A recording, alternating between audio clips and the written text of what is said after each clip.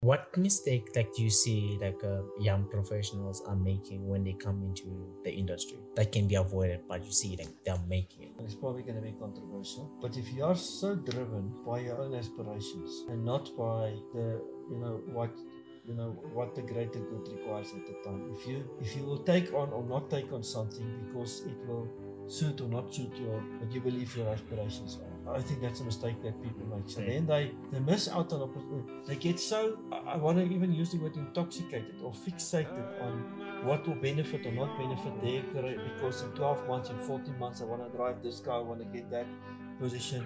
They are so, I see that unfortunately with youngsters, but they miss out so much. The sad part is, or not the sad part, the part that they seem to not get is, those things comes automatically. It does. You can just thank God for that and relax and then do what is in front of you, not because of what it's going to do for your career, just Yeah. because you want to do it good. Just focus on that and the rest will come. I promise you.